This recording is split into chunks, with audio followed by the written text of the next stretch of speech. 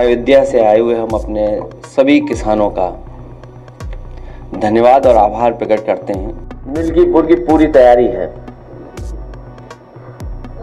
अयोध्या का चुनाव भारतीय जनता पार्टी फिर एक बार हारेगी। समाजवादी पार्टी का आप पार्टी को समर्थन है, इसका मतलब ये नहीं कि हम कांग्रेस के विरोध में खड़े हैं।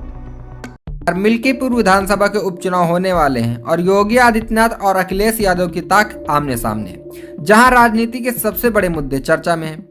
बीजेपी और समाजवादी पार्टी आमने सामने है, लेकिन अखिलेश यादव ने जो दांव चला उसने पूरे चुनावी समीकरण बदलने की कोशिश की है। लेकिन समाजवादी पार्टी की ये सीट जीतकर भारतीय जनता पार्टी अयोध्या की हार का बदला लेना चाहती है, क्योंकि मिल्कीपुर जो विधानसभा है वहां के विधायक ने ही अयोध्या की सीट जीती है।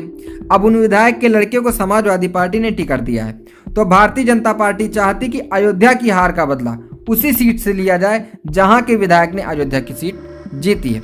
अखिलेश यादव ने प्रेस कॉन्फ्रेंस करके अपने बड़ा दांव चलाया। वहीं योगी आदित्यनाथ जब से वहां की सीट हारे कम से कम 6 बार अयोध्या का दौरा कर दिया।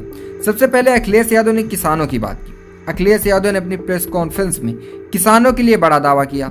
उनका कहना है कि अगर समाजवादी पार्टी सत्ता में आई तो किसानों को उनकी जमीन का सर्किल रेट का 6 गुना मुआवजा दिया जाएगा।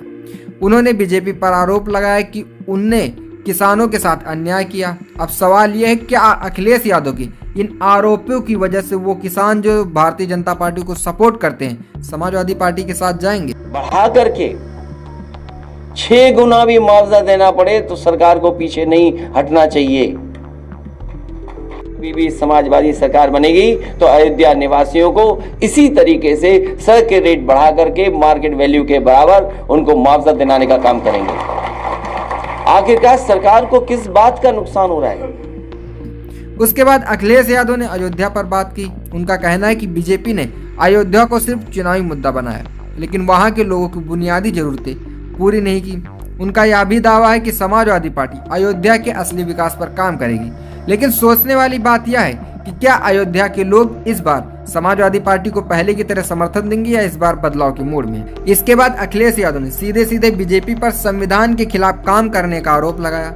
उनका दावा है कि समाजवादी पार्टी संविधान और लोकतंत्र की रक्षा के लिए प्रतिबद्ध है। अब सवाल उठता है, क्या ये मुद्दा जनता के बीच असर डाल पाएगा? संविधान में मोटी मोटी बात जो हम सब आप समझते हैं कि संविधान के तहत ही हमें आरक्षण मिला है, और जब प्राइवेट हो जाएगी चीज तो आरक्षण नहीं मिलेगा, आपको नौकरी नहीं मिलेगी। तो संविधान में जो हमें हक अधिकार मिलता है उसके खिलाफ भारतीय जनता पार्टी काम करती है। अगर प्राइवेटाइजेशन हो रहा है और पक्की नौकरियां छीनी जा रही तो इसका मतलब यह है कि बाबा साहब भीमराव अम्बेडकर जी का दिया हुआ संविधान के साथ छेड़खानी हो रहा है।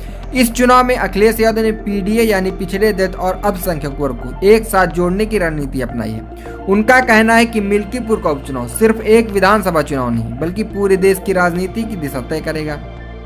जो सीएम हाउस है, लोक भवन, ऑफिस, जो लोग भी निकलते होंगे इसके आसपास वो देखते होंगे कि क्या ऑफिस बनी हुई है।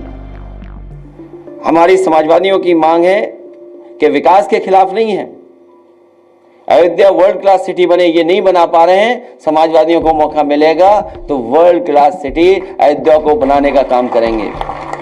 आखिर में अखिलेश यादव ने विपक्ष की एकता पर बात की, क्योंकि दिल्ली में विधानसभा चुनाव हो रहे हैं और अखिलेश यादव ने आम आदमी पार्टी को समर्थन दे दिया है, जिसकी वजह से कांग्रेस नाराज है। अब अखिलेश यादव का कहना है कि उनकी पार्टी अरविंद केजरीवाल का समर्थन करती है, लेकिन इसका मतलब ये नहीं है कि अखिलेश यादव राहुल गांधी के खिलाफ खड़े हैं। उनका मुख्य फोकस भारतीय जनता पार्टी को हराना और संविधान को बचाना है। समाजवादी पार्टी का आप पार्टी को समर्थन है, इसका मतलब ये नहीं कि हम कांग्रेस के विरोध में खड़े हैं।